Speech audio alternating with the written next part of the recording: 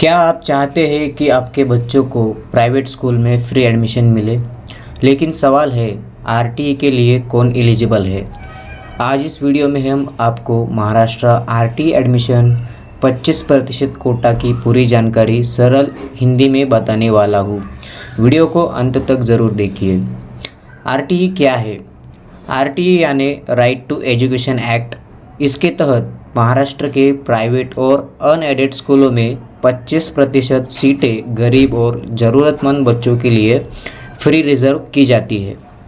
RTE Maharashtra के लिए eligibility क्या है? बच्चे की उम्र और एज क्राइटेरिया क्या होना चाहिए? देखिए, आरटीई में एडमिशन एंट्री लेवल क्लास में मिलता है, जैसे नर्सरी हो गया, एलकेजी हो गया, यूकेजी या फिर कक्षा 1 के लिए। हर क्लास के लिए उम्र लगभग अलग अलग होती है, जो सरकार द्वारा नोटिफिकेशन में दी जाती है, और उम्र की गणना 31 दिसंबर को आधार मानकर की जाती है। अगर हम आरटीई की ऑफिशियल वेबसाइट पर आते हैं, वहाँ पे आने के बाद थोड़ा सा नीचे जब जाके हम स्क्रॉल करते हैं, वहाँ पे एक ऑप्शन आपको दिखाई देगा, GR about entry level age. यहाँ पे आप जैसे ही क्लिक करोगे, आपके सामने एज रूल 2025-26 और एज रूल 2024-25 ये दो जो है आपको देखना है। इनमें देखिए, एज रूल 2025-26 इस पर आप जब क्लिक करोगे, तब आपके सामने सरकार द्वारा जो एक नोटिफिकेशन दिया था, वो 10/1/2025 यानी कि 10 जनवरी 2025 को ये जो नोटिफिकेशन है गवर्नमेंट द्वारा जारी किया गया था।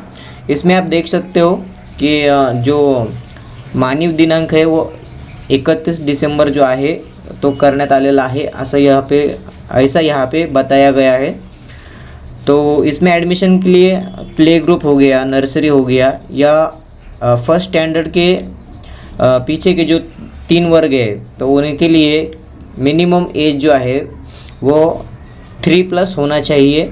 और 31 दिसंबर 2026 ये आप यहाँ पे काउंट कर सकते हो, 31 दिसंबर 2026।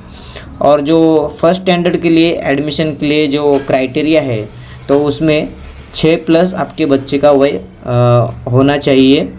और इसके लिए आप 31 दिसंबर 2026 ये जो है इसको आप गिन सकते हो। और आरटीई की जो वेबसाइट है, वहाँ पे और एक आपको 2024-25 इसका अगर आप देखेंगे एज रूल, तो इस पर क्लिक करने के बाद आपके सामने ये 2024-25 इस साल के लिए सरकार द्वारा जो नोटिफिकेशन जारी किया था, तो इसमें उन्होंने सविस्तर में बताया है कि प्ले ग्रुप या नर्सरी के लिए आपके बच्चों का जो डेट ऑफ बर्थ है, वो अगर 1 जुलाई 2020 से लेके 31 दिसंबर 2021 के बीच में है, तो आपके बच्चे का जो एज है वो 3 इयर्स और मैक्सिमम 4 इयर्स 5 मंथ 30 डेज इस हिसाब से होना चाहिए। तो इस हिसाब से अगर आप कैलकुलेशन करेंगे तो आपको समझ में आ जाएगा कि आपका बच्चा आरटीई एडमिशन के लिए एलिजिबल है या नहीं। ये आप खुद चेक कर सकते हो, इस चार्ट का आप स्क्रीनशॉट ले सकते हो। बच्चे के माता पिता महाराष्ट्र राज्य के निवासी होने चाहिए। इसके लिए डोमासाइल या एड्रेस प्रूफ का होना ज़रूरी होता है। उसके बाद वार्षिक आय सीमा यानी कि इनकम लिमिट आरटीई के लिए सबसे ज़रूरी शर्त है। परिवार की सालाना आय 1 लाख से कम होनी चाहिए। इसके लिए आपको इनकम सर्टिफिकेट लगाना होता है। कौन कौन आवेदन कर सकते हैं? आरटीई के तहत ये बच्चे एलिजिबल होते हैं: आर्थिक रूप से कमज़ोर वर्ग ईडब्ल्यूएस, अनुसूचित जाति एससी, अनुसूचित जनजाति एसटी, अन्य पिछड़ा वर्ग यानी ओबीसी, और दिव्यांग बच्चे और अनाथ बच्चे। अगर बच्चा पहले से आरटीई के तहत एडमिशन ले चुका है तो दोबारा आवेदन नहीं कर सकता। अब जानेंगे कि कौन एलिजिबल नहीं है। अगर परिवार की आय 1 लाख रुपए से ज़्यादा है या बच्चा पहले ही आरटीई से पढ़ रहा है, तो वह यह योजना का लिए एलिजिबल नहीं होगा। अब जानेंगे ज़रूरी डॉक्यूमेंट्स के बारे में।